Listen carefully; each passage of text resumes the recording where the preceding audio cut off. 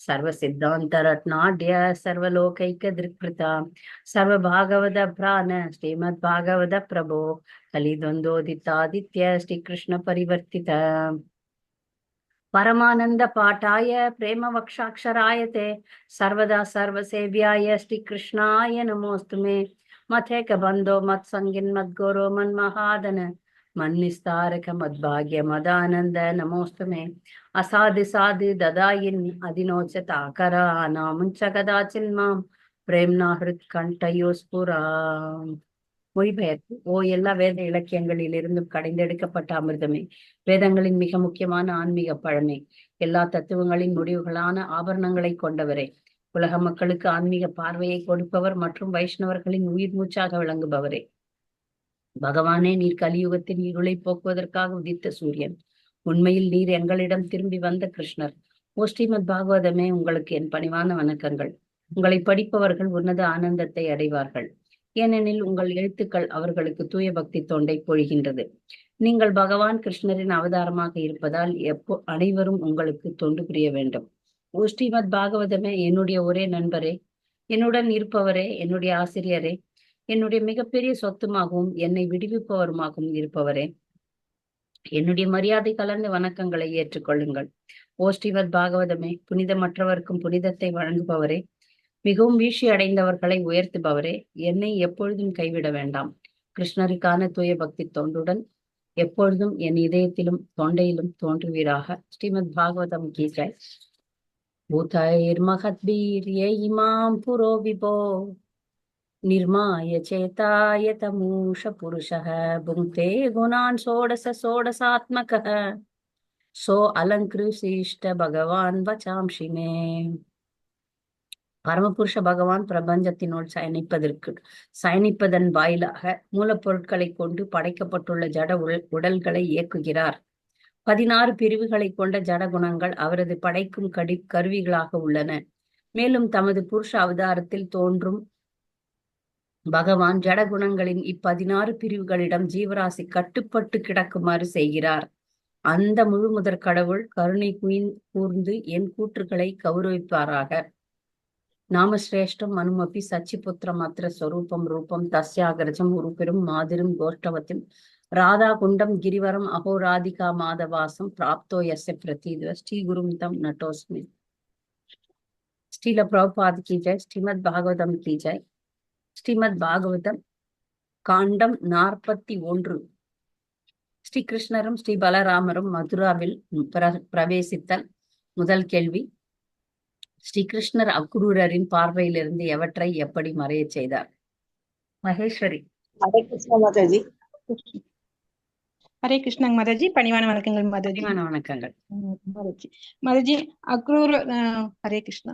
யமுனா நதிக்கரையிலிங்க மாதாஜி, அக்ரூவர் தனது சந்தியாவந்தன பூஜைகளை செய்யறதுக்காக நீருக்குள்ள போகும்பொழுது அவர் வைகுண்ட தரிசனமான சயன பெருமாளாக அனந்த சயனனாக காட்சி தந்தாங்க மாதாஜி. அதுல இருந்து வெளியில வந்து பார்க்கும்போது கிருஷ்ணர் பலராமராக இருந்தாங்க. அப்படி இருக்கும்போது தமது விஷ்ணு வடிவத்தையும் ஆன்மீக வானத்தையும் அதில் நிரந்தரமாக வாழ்பவர்களையும் அங்கிருந்து மறைய செய்துட்டாங்க. அது எப்படி இருக்குது அப்படின்னு சொன்னா, ஒரு நாடக நடிகன் வந்து நாடகம் முடிஞ்சதுமே அதுல இருந்து வெளி வந்துருவதை போல காட்சி அளித்து அப்படின்னு சொன்னாங்க. நன்றி, சரியா சொன்னீங்க. நல்லது. ஹரே கிருஷ்ணா. ஹரே கிருஷ்ணா. 2வது கேள்வி, ஸ்ரீ கிருஷ்ணர் அக்ரூரரிடம் எதையாவது கண்டீரா என்று கேட்டதற்கு அக்ரூரர் அளித்த பதில் யாது? சாந்தாமணி மாதாஜி. ஹரே கிருஷ்ண மாதாஜி. அக்ரூர் கூறினார், நிலத்திலோ வானிலோ நீரிலோ காணப்படும் அதிசயங்கள் அனைத்தும் உம்மிடம்தான் இருக்கின்றன. நீரே எல்லாவற்றிலும் ஆழ்ந்திருப்பதால் நான் உம்மை காணும் பொழுது காண முடியாது என்று எனக்கு என்ன இருக்க முடியும்? ஹரே கிருஷ்ண. எல்லாத்தையும் நான் பார்த்துட்டேன் அப்படின்னு சொல்றதுக்காக அப்படி சொல்றாரு. உன்னை பார்த்தா எல்லாத்தையும் பார்த்தது மாதிரி சமம். எதையாவது கண்டீர்களான்னு ஒன்னும் தெரியாத மாதிரி நடிக்கிறாரு கிருஷ்ணர். உன்னை பார்த்தா எல்லாத்தையும் பார்த்த மாதிரி அர்த்தம். அதனால வேற எதனா பாக்குறதுக்கு இருக்குதா இந்த உலகத்துல அப்படின்னு அவர் கேட்கிறார். 3வது கேள்வி, அக்ரூரர் யாருடைய புதல்வர்? மோகினி ரூபா. ஹரே கிருஷ்ண மாதாஜி. பணிவான வணக்கங்கள். காந்தினியின் புதல்வர் ஆவர். காந்தினி அப்படின்றவருடைய புதல்வர். நன்றி. 4வது கேள்வி, நந்த மகாராஜாவும் ஆயர்களும் எப்படி மதுராவை அக்ரூரரும் கிருஷ்ண பலராமரும் வருவதற்கு முன்பே வந்து விட்டனர்? முன்னாடியே வந்துட்டாங்க. எப்படி வந்தாங்க? ஹரே கிருஷ்ண மாதாஜி. மணிமேகலை மாதாஜி. மதுராபுரிக்கு நந்த மகாராஜாவும் பிறரும் முதலிலேயே வந்து விட்டனர். காரணம், அக்ரூரர் நீராடியதனால் கிருஷ்ண பலராமர் பயணம் செய்த ரதம் தாமதமாக வந்தது. அவங்க எல்லாம் நீராடிட்டு இப்போ ஒரு லீலையெல்லாம் நடந்தது, அதனால இவங்க முன்னாடி வந்துட்டாங்க. நன்றி. 5வது கேள்வி, பொருள் கூறுக. பிரஸ்திதம், பிரஸ்ரிதம், பிரஸ்ரிதம்.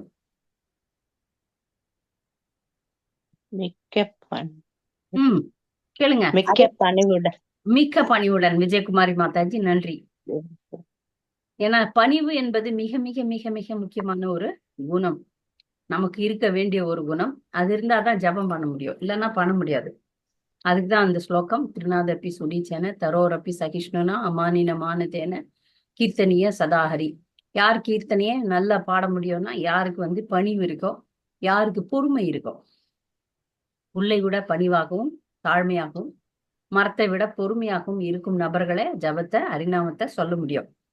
நம்மளும் சொல்றோம், அதனால்தான் பலன் கிடைக்கல.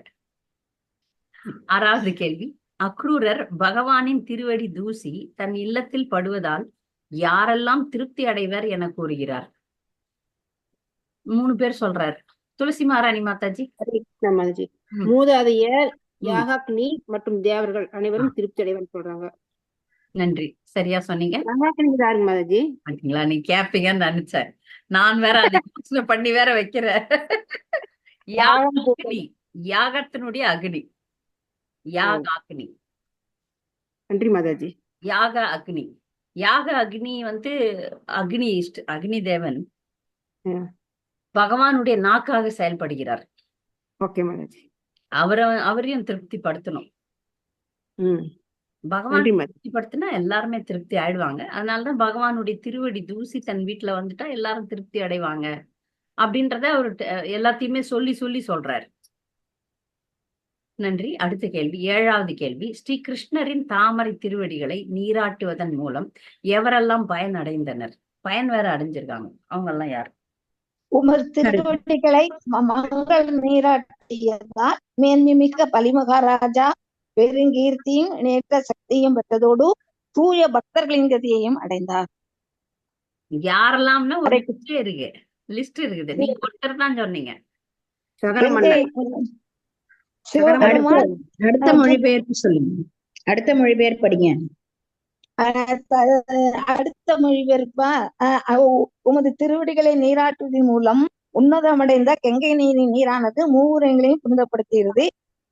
சிவபெருமான் அந்நீரை தன் தலைமையில் தாங்கிக் கொண்டிருக்கின்றார். அந்நீரின் புனிதத்தினால் சகர மன்னரின் புதல்வர்கள் சுருக்கம் எழுதினர். 4 பேர் இவங்களால புனிதம் அடைகிறார் பகவானுடைய திருவடினால. அந்த 4 பேர்ல பலி மகாராஜர் முதல்ல, அதுக்கப்புறம் கங்கை. ஏன்னா இந்த லீலையில தான் பகவான் வானத்தை நோக்கி அவருடைய காலை வச்சு அழுத்துறார். அப்படி அழுத்தும் போது அந்த வானத்துல ஓட்ட விழுந்து அவ கங்கை வேற லோகத்துல எல்லாம் இருக்கிறா. அதனால அவ அங்க மந்தாகினி இந்த உலகத்துக்கு வரா. அப்ப அவளுக்கு அவ கங்கைன்னு பேர் படுறா. இப்ப பகவானுடைய திருவடியை தொட்டு வந்ததுனாலதான் அவளுக்கு அவ்வளவு சக்தி. கங்கைக்கு அதிகமான சக்தி பகவானுடைய திருவடியை தொட்டு வந்ததுனால, அந்த கங்கைய தன் தலை மேல ஏத்திக்கிறதுனால சிவபெருமானுக்கு ரொம்ப பெருமை அதிகம். அந்த கங்கையினுடைய ஸ்பரிசத்தினாலதான் சாகர புதல்வர்கள் 40 பேர், 40,000 பேர். இதுல நீங்க பாத்தீங்கன்னா கங்கை சங்கமிக்கிற இடத்துல கங்கா சாகரம்னு ஒரு இடம் இருக்கு இங்க மேற்கு வங்காளத்துல. அந்த இடத்துலதான் கபில முனிவர் தவம் பண்ணிட்டு இருந்தார். அந்த தவம் பண்ற இடத்துல போய் இங்க சாகரனுடைய புதல்வர்கள் தான் போய் அவரை அவரை தொல்லை பண்ணதுனால ஒரே நிமிஷத்துல பஸ்மமானாங்க, சாம்பல் ஆயிட்டாங்க.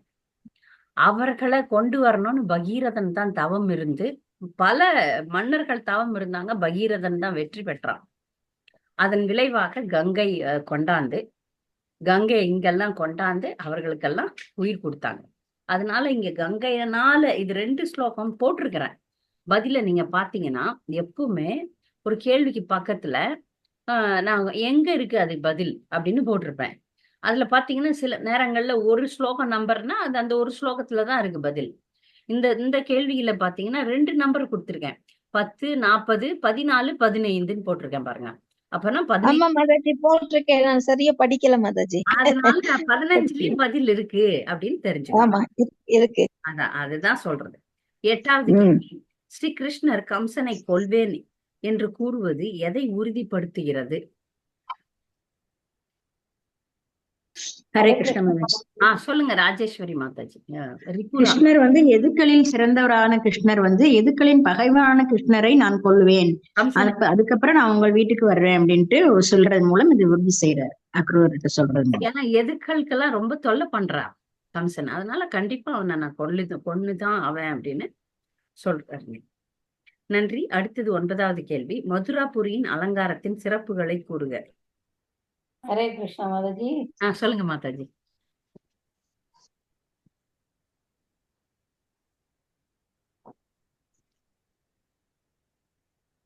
மாதாஜி சொல்லுங்க. நீங்க பேசுறீங்களோ எங்களுக்கு கேட்கலையோ? நான் வாசிக்கவா மாதாஜி? நான் பேசுறது கேக்குதா பக்தர்களுக்கு? ஹரே கிருஷ்ண மாதாஜி. நான் படிக்கிறேன். சொல்லுங்க மாதாஜி, நாங்க வெயிட் பண்றோம். மதுராபுரியின் பிரதான வாயில்களும் திட்டி வாயில்களும் படிகத்தினால் அமைந்தன. மாதாஜி அவங்க சொல்லிட்டோம். விசேஸ்வரி மாதாஜி பதில் சொல்லிட்டோம். மதுராபுரியின் பிரதான வாயில்களும் ஸ்படிகத்தின் திட்டி வாயில்கள் இருக்கு வந்து ஏதோ ஸ்பெல்லிங் மிஸ்டேக்கா இருக்கு. ஸ்படிகத்தினால் அமைந்திருந்தன. அதன் உயர்ந்த தோரண வாயில்களும் பிரதான கதவுகளும் பொன்னால் செய்யப்பட்டிருந்தன. அதன் நெற்களஞ்சியங்களும் பண்டக சாலைகளும் செம்பு மற்றும் பித்தளைகளினால் உருவாக்கப்பட்டிருந்தன. வாயிலின் முன்னே எளிதில் கடக்க முடியாத பெரும் அகழி ஒன்று இருந்தது. அந்நகரினை எழில்மிக்க பூங்காக்களும் நந்தவனங்களும் அழகு செய்து கொண்டிருந்தன. சாலைகளின் குறுக்கு சந்திப்புகளில் இருந்த கொட்டகைகள் பொன்னால் வேயப்பட்டிருந்தன. தனியார் உல்லாச பூங்காக்களுடன் மாளிகைகள், கூடங்கள் மற்றும் பல கட்டிடங்களும் அங்கு இருந்தன. வலைகளினால் மூடப்பட்ட சாளரங்களின் மீதும் தூண்கள் தாங்கி நிற்கும் மாடி இருக்கை வரிசைகளின் மீதும் வீட்டின் முற்றத்தில் இருந்த பந்தல்களும் வைடூரியம், ஸ்படிகம், நீலம், பவளம், முத்து மற்றும் மரகத கற்களினால் அலங்கரிக்கப்பட்டிருந்தன. ராஜ வீதிகளும் அங்காடி வீதிகளும் நான்முனை சந்திப்புகளும் முற்றங்களும் நீர் தெளிக்கப்பட்டு சுத்தமாக இருந்தன. அங்கு மலர் மாலைகளும் புதிதாக முளைத்த முளைகளும் வறுத்த தானியங்களும் அரிசியும் சிதறி கிடந்தன. வீடுகளின் வாயில்களில் பூரண கும்பங்கள் நீர் நிரப்பப்பட்டும் அவற்றின் வாயில் மாவிளைகள் செருகப்பட்டும் தயிர் மற்றும் சந்தன குழம்பு பூசப்பட்டும் இருந்தன. அவற்றின் கழுத்தை சுற்றி மலர்களும் பட்டு துணி நாடாக்களும் சுற்றப்பட்டிருந்தன. அக்கும்பங்களின் அருகே கொடிகளும் தீபங்களின் வரிசைகளும் மலர் கொத்துக்களும் வாழை மற்றும் பாக்கு மரங்களும் வைக்கப்பட்டிருந்தன. இவ்வாறு எழில் செய்யப்பட்டிருந்த மதுராபுரியை பகவான் பார்த்தார். நன்றி நன்றி, நல்லா சொன்னீங்க. சிறப்புகள்னு பார்த்தா அலங்காரத்தின் சிறப்புகள் அப்படின்னு பார்த்தா இந்த அலங்காரத்துல தூய்மை இருந்தது, விலை உயர்ந்த பொருட்கள் இருந்தது, ஆரோக்கியம் இருந்தது, அழகு இருந்தது, இயற்கை இருந்தது. இப்ப காலத்து அலங்காரத்துக்கும் அந்த இயற்கையான பகவானுடைய லீலையினுடைய நேரத்துல ஏற்பட்ட அலங்காரத்துக்கும் உள்ள வித்தியாசம் சிறப்பாக அமையுது. இப்பெல்லாம் எல்லாமே பிளாஸ்டிக், எல்லாமே துன்பம் தரக்கூடிய பொருட்களால வச்சிருக்காங்க. இப்ப அலங்காரம்லாம் இப்ப எலக்ட்ரிசிட்டி, மின்சாரத்தினால வர அலங்காரம் ஒரு அலங்காரமே கிடையாது. இங்க பாருங்க, எல்லாமே விலை உயர்ந்த பொருட்கள். இதெல்லாம் நம்ம கற்பனை கூட பண்ணி பார்க்க முடியாது. தங்கத்தையும் வெள்ளியும் வைரம் வைடூரியம் எல்லாம் ரோட்ல அப்படியே அலங்கார பொருட்களா இருக்குதுன்னா பாருங்க, நம்முடைய கற்பனைக்கும் எட்டாத சிறப்புகள். இப்படிலாம் இருக்க முடியுமானே நம்மால நம்ப முடியாது இல்லையா? இரும்பு வச்சா கூட யாருன்னா கைட்டு எடுத்துன்னு போயிடுறாங்க. பேனர்ஸ் வச்சா கூட அதுல இருக்கிற துணியை மக்கள் கட்டிடுவாங்க, நீங்க பார்த்திருக்கலாம். அதனால என்ன செய்வாங்க, துணியில பேனர் வைக்கிறாங்கன்னா மக்கள் நான் பார்த்திருக்கேன், அதுல பெருசு பெருசா ஓட்டையும் போட்டுருவாங்க. ஏன்னா அந்த துணியை பயன்படுத்த முடியாது. ஆனா அந்த துணியில ஓட்டை போடாம வெறும் துணியில எழுதி எங்கேயாவது வச்சிருந்தா மக்கள் கட்டிடுறாங்க. ஏன்னா துணி கூட இல்லாத மக்கள் இருக்கிறாங்க. ஆனால் அங்கு அசுரன் தான் ஆண்டு இருக்கான். அசுரன் ஆண்டு இருந்தாலும் நாடு வளமாக இருந்தது அப்படின்ற சிறப்பெல்லாம் நம்ம பாக்குறோம். ஏன்னா அங்க அலங்காரத்தினுடைய சிறப்புகள் பாருங்க, மிக விலை உயர்ந்த பொருட்கள், இயற்கையான பொருட்கள், அழகான பொருட்கள், அதெல்லாம் சிறப்புகளாக அமைகிறது. 10வது கேள்வி. மதுராபுரியின் பெண்கள் ஸ்ரீ கிருஷ்ணரையும் பலராமரையும் எப்படி தரிசித்தனர்? இது வச்சுன்னு மொபைல் போன் வச்சு பார்த்தாங்களா, இல்ல டெலஸ்கோப் வச்சு பார்த்தாங்களா, எப்படி பார்த்தாங்க? பதில் சொல்லாதவங்க யாருன்னா வந்தா நல்லது. ஒரே வரிதான் பதில். கரெக்ட் மாதாஜி. சொல்லுங்க சீத்தராய். அத வாசுதேவரின் இரு புதல்வர்களும் தங்கள் ஆயர்குல நண்பர்களால் சூழப்பட்டு மதுரா நகருக்குள் பிரவேசித்ததும் அங்கிருந்த அப்பெண்கள் கூட்டம் கூட்டமாக விரைந்து ஓடி வந்து அவரை காணும் ஆவலில் வீடுகளின் கூரைகளின் மீது ஏறிக்கொண்டனர். ஏன்னா கிட்ட வந்து பார்க்க முடியாது பெண்கள், அதனால மேல ஏறி கூரையில ஏறி பார்த்தாங்களாம். 11வது கேள்வி, மதுராபுரி பெண்கள் ஸ்ரீ கிருஷ்ணரை காண பேரார்வம் கொண்டனர் என்பதை எப்படி அறியலாம்? ஹரே கிருஷ்ணா மாதாஜி. நான் சொல்றேன் மாதாஜி. ஹரே கிருஷ்ணா மாதாஜி. படிக்கணும். பெண்கள் கிருஷ்ணரை காண பேரார்வம் கொண்டிருந்தனர். அவர்களில் வேகத்திலும் ஆர்வத்திலும் அவர்கள் தங்களையே மறந்துவிட்டனர். அப்பெண்களில் சிலர் தங்கள் ஆடைகளையும் ஆபரணங்களையும் பின்புறமாக அணிந்து கொண்டனர். வேறு சிலர் தங்கள் ஒரு காதணியையும் ஒரு கால் சலங்கையும் மறந்துவிட்டனர். மற்றும் சிலர் தங்கள் ஒரு கண்ணில் மை எழுதி மறு கண்ணில் எழுதாமல் விட்டுவிட்டனர். உணவு கொண்டு வந்தவர்கள் அதனை துறந்தனர். நீராடி கொண்டிருந்தவர்கள் அல்லது எண்ணெய் தேய்த்து கொண்டிருந்தவர்கள் அதனை முடிக்காமல் வெளியே சென்றனர். பெருந்த ஆறாவார ஓசையை கேட்டு நித்திரை செய்து கொண்டிருந்த பெண்கள் உடனே எழுந்தனர். தங்கள் குழந்தைகளுக்கு தாய்ப்பால் கொடுத்து கொண்டிருந்த அன்னையர் அக்குழந்தைகளை தூக்கி அப்பால் வைத்தனர். ஹரே கிருஷ்ணா மாதாஜி. ஹரே கிருஷ்ணா. நன்றி மாதாஜி, சரியா சொன்னீங்க. ஏன்னா அவ்வளவு செஞ்ச வேலையெல்லாம் விட்டுட்டு ஓடி வந்தாங்களாம். அதுதான் அங்க முக்கியம். அதனால பகவானை பார்க்க அவங்களுக்கு எவ்வளவு ஆவல் இருந்திருக்கும்னு பாருங்க. இப்ப போலன்னா முதல்ல மெசேஜ் வந்துடும் வாட்ஸ்அப்ல 100 வாட்டி வரோம்னு இல்லையா? இதோ வரோம், கிட்ட வரோம், அங்க வரோம், இங்க வரோம். அப்பெல்லாம் தெரியாதே. இப்ப வர்றாருன்னு சத்தம் கேட்டுதான் ஓடி வரணும். அதனால செய்து கொண்டிருந்த எல்லா வேலையும் விட்டுட்டு ஓடி வந்தாங்க. 12வது கேள்வி, மதுராபுரி பெண்களுக்கு பகவானின் தரிசனம் எப்படி இருந்தது? ஹரே கிருஷ்ணா மாதாஜி. நான் சொல்றேன் மாதாஜி. தாமரை கண்ணனான பகவான் தமது துணிச்சல் மிகு லீலைகளை மீண்டும் வர செய்தவரை போல் புன்னகைத்து அப்பெண்களின் மனங்களை தமது பார்வையினால் கவர்ந்து கொண்டார். மத்த மத யானையை போல் அவர் நடந்து சென்ற போது அதிர்ஷ்ட தேவதையின் இன்பத்திற்கு ஆதாரமாக விளங்கும் அவரது உன்னத உடல் அப்பெண்களின் கண்களுக்கு ஒரு விழாக்கால மகிழ்ச்சியை அளித்தது. விழாக்கால மகிழ்ச்சியை அவங்களுக்கு கொடுத்திருக்கு. விழா நடக்கும்போது எல்லாருமே சந்தோஷமா இருக்கும். ஒரு வீட்டுல திருமணமோ இல்ல பொங்கல், தீபாவளி, இல்ல ஊர்ல திருவிழா, அந்த மாதிரி ஒரு விசேஷங்கள்ல எல்லாருக்கும் ஒரு பெரிய மகிழ்ச்சி இருக்கும். அந்த மகிழ்ச்சியை அந்த மதுராபுரி பெண்கள் அனுபவித்தனர். 13வது கேள்வி, அந்தணர்கள் ஸ்ரீ கிருஷ்ண பலராமரை எப்படி கௌரவித்தனர்? அந்தணர்கள் தயிர், அட்சதை, பூரண கும்பங்கள், மாலைகள், சந்தனம் போன்ற வாசன திரவியங்கள் மற்றும் பிற பூஜை பொருட்கள் பகவான்கள் இருவருக்கும் காணிக்கையாக அளித்து அவர்களை கௌரவித்தனர். ஹரே கிருஷ்ணா. பெரிய மகாராஜர்கள் எல்லாம் போனப்ப கூட இந்த மாதிரி பூர்ண கும்பம்னு சொல்லுவாங்க. ஒரு கும்பம் வச்சு அவங்கள இதெல்லாம் ஒரு மரியாதையினுடைய வெளிப்பாடுகள். நீங்க பாத்தீங்கன்னா ஸ்ரீரங்கத்துக்கு ஒரு முறை திரு ராதநாத் மகாராஜர் யாத்திரையா போனார். அப்ப ஸ்ரீரங்கமே ஆடி போச்சு. ஏன்னா ஒரு 20,000 பேர் போனா எப்படி இருக்கும்? அப்ப அந்த ஜிஆர் சுவாமி அவருக்கு இந்த பூர்ண கும்பம் எல்லாம் வச்சு வரவேற்றாருன்னு கேள்விப்பட்டோம். இந்த மாதிரி மிகப்பெரியவர்கள் யாராவது வரும்போது பூர்ண கும்ப மரியாதைன்னு சொல்லுவாங்க. அது கிருஷ்ணருக்கும் பலராமருக்கும் தரப்பட்டது. 14வது கேள்வி, ஆணவம் பிடித்த சலவைக்காரனை பகவான் எப்படி கொன்றார்? சலவைக்காரனை எப்படி கொன்றார்? நான் சொல்றேன் மாதாஜி. முத்துலட்சுமி மாதாஜி. சலவைக்காரன் இவ்வாறு ஆணவத்தோடு கூறியதும் தேவகி மைந்தர் பெருஞ்சினம் கொண்டு தமது விரல் நுனியால் அம்மனிதனின் தலையை அவன் உடலில் இருந்து துண்டித்தார். ஒண்ணுமே இல்ல, இப்படி விரல் நுனிதான், பெருசா ஒன்னும் சண்டெல்லாம் போடல, விரல் நுனினால துண்டித்தார். நன்றி. அடுத்து பொருள் கூறுக. அனுரூபதக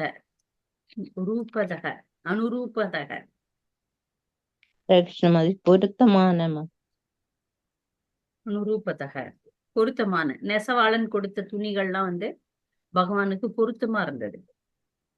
16வது கேள்வி, அலங்கரிக்கப்பட்ட பகவான்கள் எப்படி தோன்றினர்? எப்படி இருந்தாங்க பகவான்?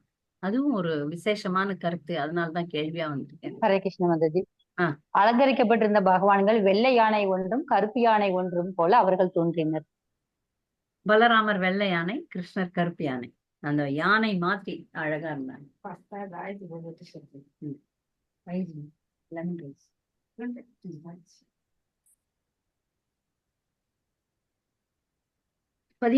பதினேழாவது கேள்வி.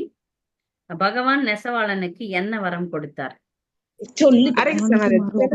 அவன் தம்மை போல் வடிவம் பெறுவான் நெசவாளரின் செயல்கள் மனம் மகிழ்ந்த பரமபுருஷ பகவான் கிருஷ்ணர் அவனது மறுபிறப்பில் அவன் தம்மை போல் வடிவம் பெறுவான் என்றும், இப்பிறவியில் இவ்வுலகில் அவன் பரம செல்வம், உடல் வலிமை, செல்வாக்கு, நினைவாற்றல், புலன்களின் செயல் வீரம் போன்றவற்றை பெறுவான் என்றும் அவனுக்கு வரம் அளித்தார். ஹரே கிருஷ்ணன். இது பகவானை போல உருவம் எடுக்கிறது பேரு என்ன பேர்? என்ன முக்தி அது? அனுரூபம். அனுரூப சாரூபிய முக்தி. சாரூபிய. நன்றி. 18வது கேள்வி. சாரூபியம் என்பது கிருஷ்ண ரூபம் கிடைக்குமா? இல்ல கிருஷ்ண ரூபம் 4 கரங்கள் விஷ்ணு ரூபம் தான் கிடைக்கும், கிருஷ்ண ரூபம் கிடைக்காது. அவரை மாதிரி யாருமே ஆக முடியாது. வைகுண்டம் தான். இவன் விஷ்ணு மாதிரி கூட யாரும் ஆக முடியாது. ஆனா சற்றேறக்குறைய கொஞ்சம் அந்த மாதிரி இருப்பாங்க. அவரை மாதிரி ஆக முடியாது. அவரை மாதிரி கொஞ்சம் சும்மா. 18வது கேள்வி. சுதாமா யார்? அவன் கிருஷ்ணரை எப்படி திருப்திப்படுத்தினான்? ராஜலட்சுமி மாதாஜி. பூமாலை கட்டும் பூக்காரன். சுதாமா அவர்களை அமரச் செய்து அவர்களின் பாதங்களை நீரினால் தூய்மை செய்து மலர் மாலைகள், தாம்பூலம், சந்தனம் மற்றும் பிற காணிக்கைகளை அவர்களுக்கும் அவர்களின் நண்பர்களுக்கும் அளித்து அவர்களை வணங்கினான். நன்றி. முதல்ல பகவானை நம்ம திருப்திப்படுத்துறதை விட பகவானுடைய சகாக்களை திருப்திப்படுத்துறது தான் பகவானுக்கு பிரியமானது. இங்க பாருங்க, உண்மையான பக்தர்கள் எல்லாரும் பகவானை மட்டுமல்லாமல் பகவானுடைய பட்டாளத்திற்கே சேவை செய்யணும். அதுதான் மிக மிக முக்கியமானது. 19வது கேள்வி. பகவான் ஏன் அனைத்து உயிர்களிடத்தும் சமமாக நடந்து கொள்கிறார்?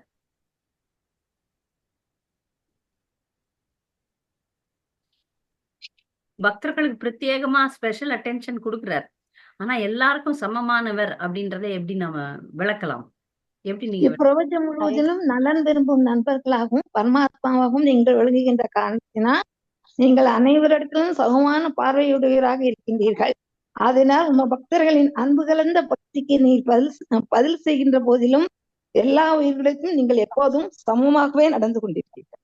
பகவான் எல்லார்கிட்டையும் சமமா தான் நடந்துக்கிறாரு. யார் அவரை எப்படி எடுத்துக்கிறாங்கன்றத பொறுத்து.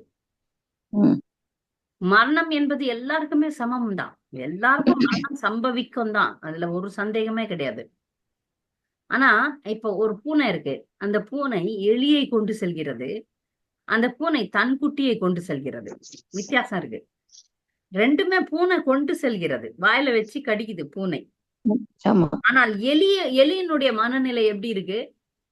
பூனை குட்டியினுடைய மனநிலை எப்படி இருக்கு? மரணம் என்பது பக்தர்களுக்கும் சம்பவிக்கும், அபக்தர்களுக்கும் சம்பவிக்கும். இந்த பூனை குட்டி தூக்கின்னு போற மாதிரிதான். பூனை குட்டி சந்தோஷமா இருக்கும் தாய் கொண்டு போகும்போது. ஆனா எலி சந்தோஷமா இருக்கும். அபக்தர்களுக்கும் நடக்கின்றது, பக்தர்களுக்கும் நடக்கும். நான் பக்தன் எனக்கு மரணம் வராதுன்னு இல்லை. ஆனா பக்தன் அதே பகவான் கிட்ட போற சம்பவமாக எடுத்துக்கொள்கிறான். அபக்தனுக்கு அது மீண்டும் மறுபிறவியை கொடுக்கக்கூடிய பயங்கரமான கொடூரமான மரணமாக இருக்கிறது. அவ்வளவுதான். அவர் சமமானவர் தான். பகவான் எல்லாருக்கும் சமமாகத்தான் பிரதிபலிக்கிறார். 20வது கேள்வி. சுதாமா எந்த வரத்தை தேர்ந்தெடுத்தான்? சுதாமா எந்த வரத்தை தேர்ந்தெடுத்தான்? மாறாத பக்தியுடன் இருக்கும் வரத்தை கேட்டான். அவர் மீது அசைவற்ற மாறாத பக்தி வேணும். அதுதான் ரொம்ப முக்கியம். பக்தி எல்லாருக்கும் இருக்கு, அது மாறி போகுது. 21வது கேள்வி. சலவைக்காரன் மற்றும் பூக்காரனிடம் பகவான் எவ்வாறு மாறுபட்டு நடந்தார்? சலவைக்காரன்ட்டு பகவான் வஜ்ராயுதம் போல் மிகவும் கடினமாக தோன்றினார். அதே மாதிரி பூக்காரன்ட்டு தம்மை சரணடைந்தார் அவரு. அதனால அவர்கிட்ட மலரின் மென்மையானவராக இருக்கிறார். அதனால நானும் பகவானை சரணடைய வேண்டும். அந்த பூக்காரன் பகவான் எல்லார்கிட்டையும் சமமா தான் இருக்கிறார். நாம அவரை அணுகும் விதத்தை பொறுத்து பிரதிபலிக்கிறார். அதனால அது அணுகும் விதம் வந்து நாம வந்து அவரை யமனாக பார்த்தா யமராஜன், அவர் நமக்கு முக்தி அளிக்கும் அன்பான பகவான்னா அன்பான பகவான், அவ்வளவுதான். அவர் எல்லாரும் தங்கிட்ட வரணும், எல்லாரும் நல்லா இருக்கணும்னு தான் பகவான் எப்பொழுதும் நினைக்கிறார். அதுல ஒரு சந்தேகமே கிடையாது. அவர் எல்லாரையும் அரவணைக்கணும்னு பாக்குறார். அவரால முடியும், நம்மால முடியாது. நம்மால எல்லாருக்கும் சமமா இருக்க முடியாது. இந்த கலியுகத்துல வந்து ஒரு தாயா இருந்தோம்னா கூட எல்லா குழந்தைகளும் சமமா நேசிக்க முடியறது இல்லை. ஏதோ ஒரு விதத்துல பாகுபாடு காட்டுறாங்க. ஆனா பகவான் அப்படி கிடையாது. பக்தன், அபக்தன், தேவன், அசுரன், விலங்கு, பூச்சிகள், எல்லா ஜீவராசிகளுக்கும் அவர் சமமா தான் படி அளக்கிறார். அவர்ல வந்து ஒரு பாரபட்சமே கிடையாது. இதை நாம் நன்கு புரிந்து கொண்டோம்னா தான் அவர்கிட்ட போக முடியும் நம்மால. யாருக்காவது ஏதாவது சந்தேகம், கூடுதல் கருத்துக்கள் இருந்தா கேட்கலாம். இந்த அத்தியாயம் முடிஞ்சது. மதுராவில் பகவான் நுழையிறது. ஹரே கிருஷ்ணங்க மாதாஜி. மாதாஜி, கோபியர்களுக்கும் மதுராவில் வசிக்கக்கூடிய பெண்களுக்கும் பக்தி நிலையில என்ன வேறுபாடுங்க மாதாஜி? வேறுபாடு கண்டிப்பா இருக்கு. ஆனா அவரை பார்க்கும் பொழுது கிட்டத்தட்ட அவங்கள மாதிரியே இவங்களும் தன்னை மெய் மறந்து எல்லாம் பண்ணிக்கிற மாதிரி எல்லாம் வருது, வர்ணனைகள் வருது இல்லைங்க. ஆனா அந்த அளவுக்கு முக்கியத்துவம் கிடையாது. ஏன்னா அந்த அளவுக்கு அவங்க பெருசா பண்ணல. மீன்ஸ் இப்போ ஒரு பள்ளிக்கூடத்துல ஒரு வகுப்புல மாணவர்கள் இருக்கிறாங்க. சில மாணவர்கள் வந்து 100% மார்க் எடுக்கிறாங்க, சில மாணவர்கள் 80%, 50%, 40 ஃபெயிலு அப்படி இருக்கிறாங்க இல்லையா? அந்த மாதிரி கேட்டகரியில பாத்தீங்கன்னா கோபியர்கள் தான் முன்னாடி நிக்கிறாங்க. அவங்க பக்தியில வந்து வேற யாரையும் ஈடு வைக்கவே முடியாது. அந்த மாதிரி ஆர்வம் இருந்தது என்ன உண்மைதான். ஆர்வம் இருந்தது, அந்த அளவுக்கு இல்ல. சரிங்க. இது ஐஸ்வர்யம் கலந்த பாவனை. ஒரு பக்தருக்கு ஏத்த மாதிரி அவங்களுடைய இது எப்படி சொல்றதுன்னா, ஒரு டீச்சர் வந்து எல்லாருக்கும் பாடம் நடத்துறாங்க, ஒரே மாதிரிதான் நடத்துறாங்க. ஆனா அவங்க எவ்வளவு எடுத்துக்கிறாங்க, எவ்வளவு மார்க் வாங்குறாங்கன்னா அவங்களோட தகுதியை பொறுத்து இருக்கு இல்லையா? அது மாதிரி நம்ம எவ்வளவு தொண்டு பண்றோம், நம்ம என்ன பண்றோங்கிறது பொறுத்து இருக்குன்னு நான் மனசிலாக்கின்னு இருக்கேன் என்னோட.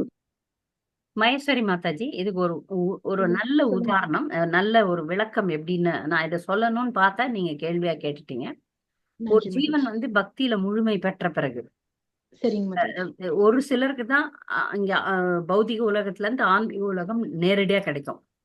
சரிங்க மாதாஜி. பெரும்பாலும் 99% கிருஷ்ணர் என்ன பண்ணுவார், பயிற்சி கொடுப்பார். இங்கேயே பௌதிக உலகத்திலே பயிற்சி உண்டு. நீங்க இது பாத்தீங்கன்னா மருத்துவ கல்வி படிச்சவங்களுக்கு அதுதான் நம்மளுக்கு நல்ல சுலபமா தெரியக்கூடிய ஒரு அந்த மருத்துவ கல்வி படிச்ச உடனே நேரடியா அவங்க யாருமே டாக்டரா போக முடியாது.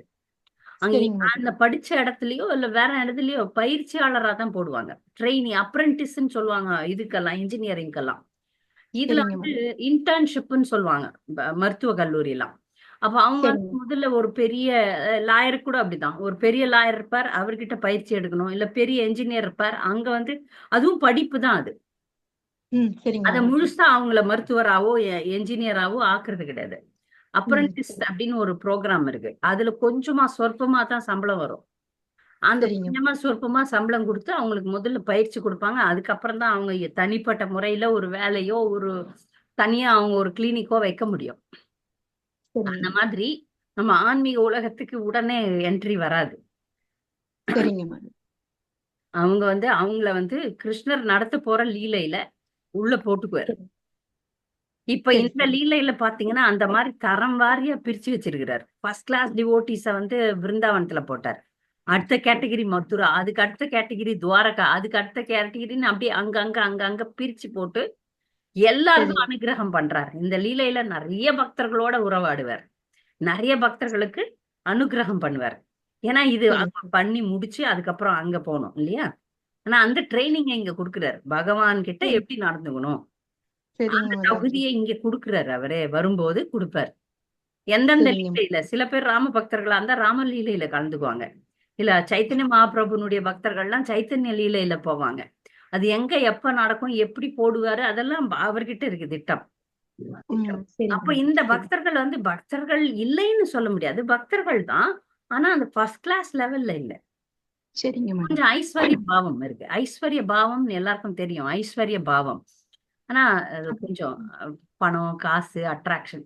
கோபியர்கள்லாம் எளிமையானவங்க, கிராமத்து பெண்கள், சரிங்க மேடம். நகரத்து பெண்கள். இவங்க நகரத்து பெண்கள் கிட்ட கொஞ்சம் கலங்கம் சேர்ந்துரும். கிராமத்து பெண்கள்லாம் ரொம்ப தூய்மையா இருப்பாங்க.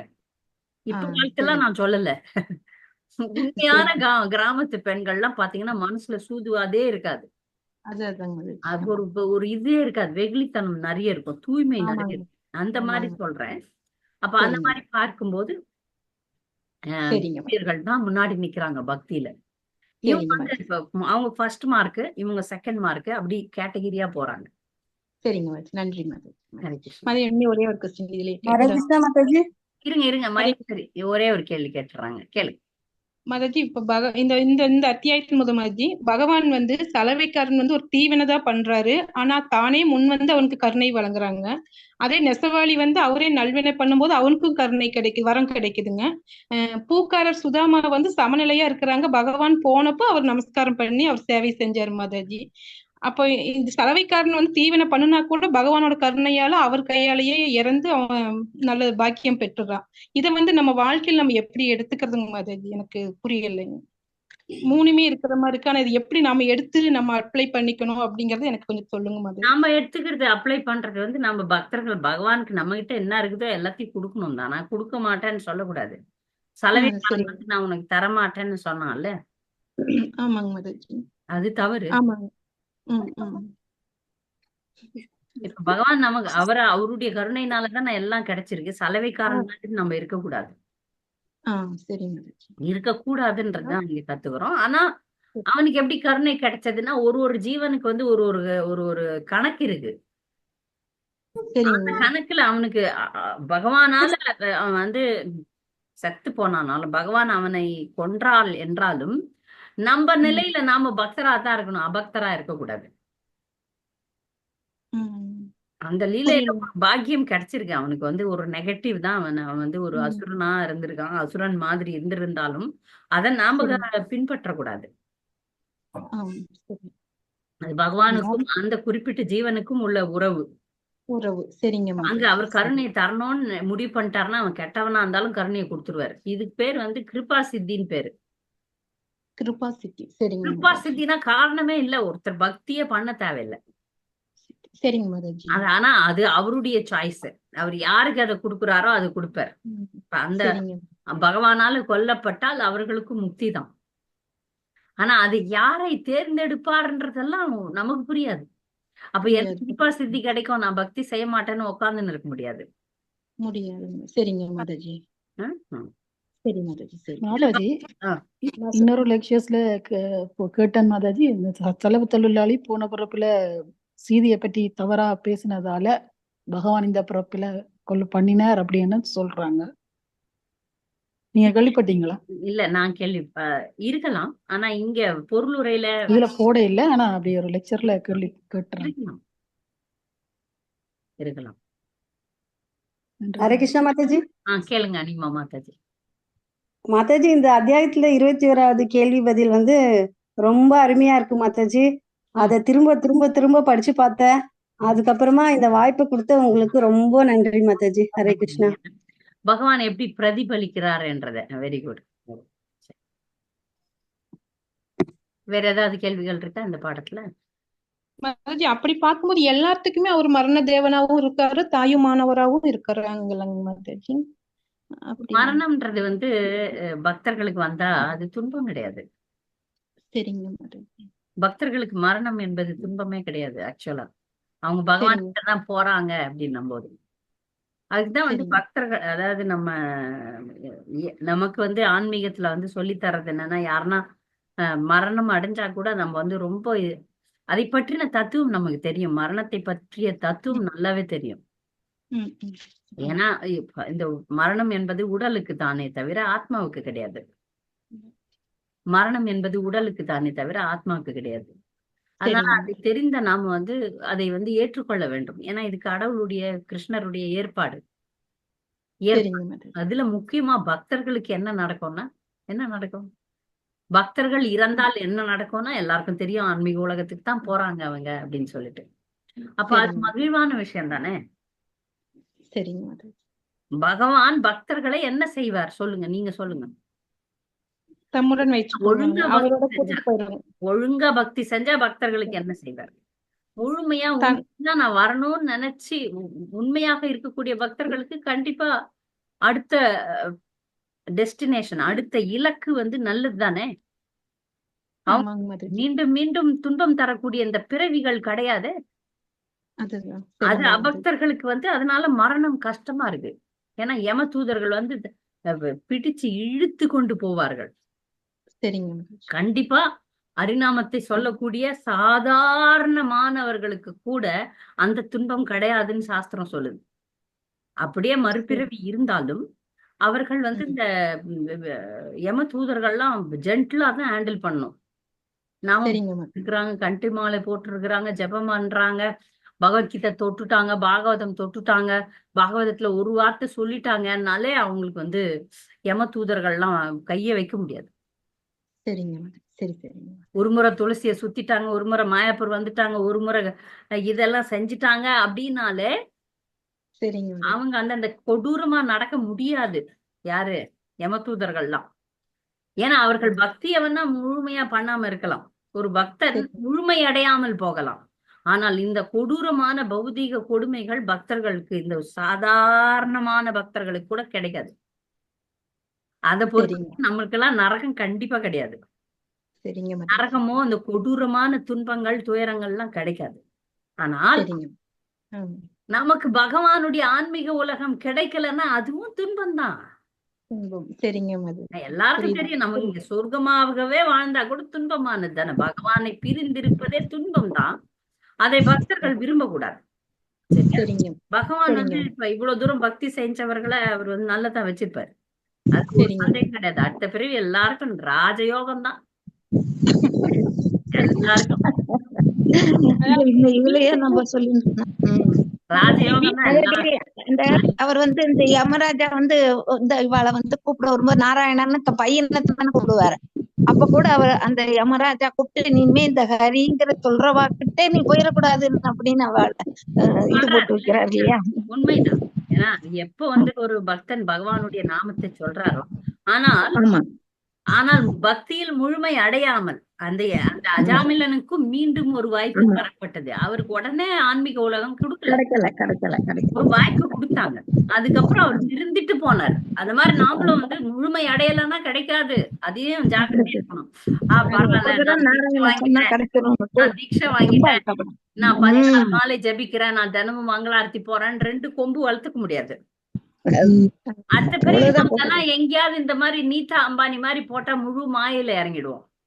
300 கோடி ஹேண்ட்பேக் வச்சுன்னு இருக்கிறேன், ஒரே ஒரு ஹேண்ட்பேக் வந்து 300 கோடியாம், நான் இவ்வளவு நைட் போட்டுக்கிறேன், நான் அதை பண்ணிக்கிறேன், இதை பண்ணிக்கிறேன். அப்படி ஆனா அது மிகப்பெரிய மாயை. அதுக்கு நான் நரகத்துக்கே போயிடுவேன்.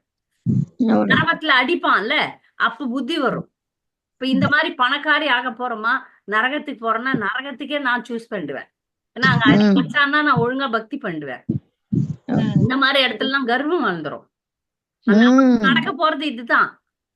நாம பக்தி இந்த பிறவியில அடையவில்லை என்றால் நமக்கு நடக்க போறதெல்லாம் இதான் நடக்க போகுது. பெரிய பணக்காரர்களாகவும் இல்ல பெரிய ஏதாவது விஞ்ஞானி ஆயிடுவோம், ஏதோ ஒண்ணு ஆக போறோம். ஜாக்கிரதை எல்லாரும். அவ்வளவுதான். மாதாஜி, வீட்டுக்கு கூப்பிட்டு அக்ரூர் வீட்டுக்கு போகாம கூப்பிடாத சுதாமா வீட்டுக்கு பகவான் போவதனோட காரணம் என்னங்க மாதாஜி? அப்புறம் மதுரா அவர் இந்த இவர்களோட அக்ரூரோட மருமகன் தான் கிருஷ்ணர்னு சொன்னாங்க. அது எந்த உறவு மாதாஜி? எனக்கு அதை பத்தி தெரியாது. மாமா இல்ல, ஒன்று விட்ட மாமா. கம்சன் மாதிரிதான். சரிங்க மாதாஜி. அக்ரூரர்லாம் ஒன்று விட்ட மாமா. சரிங்க மாதாஜி. சரி சரி. ஏன் அக்ரூரரோட போலன்னா மதுரா எல்லாம் சுத்தி பார்க்கணும்னு ஆசைப்பட்டாங்க. ஓ சரிங்க மாதாஜி. அதனால சுத்தி பார்க்கணும். அப்ப அங்க இருந்த பக்தர்களுக்கும் அனுகிரகம் பண்றாரு. ஒரு பெரிய லீலையே பண்ண போறாங்க. அதுக்கு முன்னாடி ஒரு சின்ன கொஞ்ச நேரத்துக்குள்ள இத்தனை குட்டி லீலைகளை பண்ணி நம்மளுக்கு ஒரு நிறைய இதை சொல்றாங்க மாதாஜி. நிறைய ரொம்ப நன்றி மாதாஜி. இதுல என்ன முக்கியம்னா, பகவான் வந்து பாகவதம் முழுக்கவே பகவான் பக்தர்களுக்காகத்தான் அவதாரம் எடுக்கிறார். 2 விஷயம் முக்கியமா நம்ம படிச்சோம்ல. என்ன விஷயம் படிச்சோம்? பரித்ராணாய சாதுனாம் விநாசாய சதுர்புஜம் தர்ம சம்ஸ்தாபனார்த்தாய சம்பவாமி யுகே யுகே. அதாவது நல்லவர்களை காக்கவும் துஷ்டர்களை அழிக்கவும் 2 பாயிண்ட் தான் நமக்கு தெரியும். ஆனா அதை விட முக்கியமானது பாயிண்ட் வந்து பக்தர்களோடு லீலை புரிய. சரிங்க மாதாஜி. அது நீங்க துஷ்மா கிளாஸ் சொன்னீங்க மாதாஜி, லீலா சுகர்னு ஒரு வார்த்தை சொன்னீங்க மாதாஜி. லீலாசுக்கர். ஏன்னா பக்தர்களா வந்திருக்கிறாங்க, அவங்களுக்கெல்லாம் ட்ரைனிங் கொடுக்கணும், அவங்களோட சரிங்க உறவாடணும், அவங்களுக்கு சரி வந்து சரி ஆன்மீக உலகத்தினுடைய சுகத்தை கொடுக்க வேண்டும். உண்மையான இன்பம் ஆன்மீக உலகம் தான். அதை இங்க கொடுக்கணும். இங்க கொடுத்தாதான் அங்க அவர்களுக்கு ஏற்றம் தர வேண்டும். இப்ப நிறைய பேருக்கு அவர் வந்து இது ப்ரொமோஷன் தரணும். அந்த சரி ப்ரொமோஷன் பெற வேண்டிய பக்தர்களை தான் இப்ப நம்ம பாக்குறோம். சில பேர் வந்து அவரோட எப்பொழுதும் இருப்பவர்கள், அவங்கள நித்திய சூரியன்னு சொல்லுவோம். அந்த நித்திய சூரியெல்லாம் கூட வந்திருக்காங்க இங்க. யார் நித்திய சூரி, யாருன்னா சொல்ல முடியுமா? இந்த கிருஷ்ண லீலையில இருக்கக்கூடிய நித்திய சூரிகள் யாருக்காரு தெரியுமா? கிருஷ்ணரோட வந்தவங்க எல்லாம் யாரு? கிருஷ்ணர்கிட்ட போக போறவங்க இருக்கிறாங்க, கிருஷ்ணரோடவே வந்தவங்க யாரு? அர்ஜுனன் மாதாஜி. பாண்டவர்கள். எல்லாரும் ஆண்டவர். பாண்டவர்கள், குந்தி மகாராணி, அவங்க எல்லாம் எப்போதும் கிருஷ்ணரோட இருக்கக்கூடிய நித்திய சூரிகள் தான். ராதாராணி சொல்ல கூடாது. விதுரர் மாதாஜி. விதுரர் யமராஜர். மாதாஜி பிருந்தாவனவாசிகள் எல்லாரும் அனைவரும்னா அதுல கோபிகள் கூட சில பேர் நாம் பார்த்தோம்ல, வேறு தரப்பட்ட சில பேர் போய் கொண்டிருக்கிறார்கள், சில பேர் நித்திய சூரிகள். அதுலயும் ரெண்டு வகையான கோபிகள் இருக்காங்க. சில பேர் ஏற்றம் பெறக்கூடியவர்கள், சில பேர் எப்பொழுதுமே அவரோட இருக்கக்கூடியவர்கள். அதெல்லாம் அவங்க எல்லாருமே நித்திய சூரிகள் தான் மாதாஜி.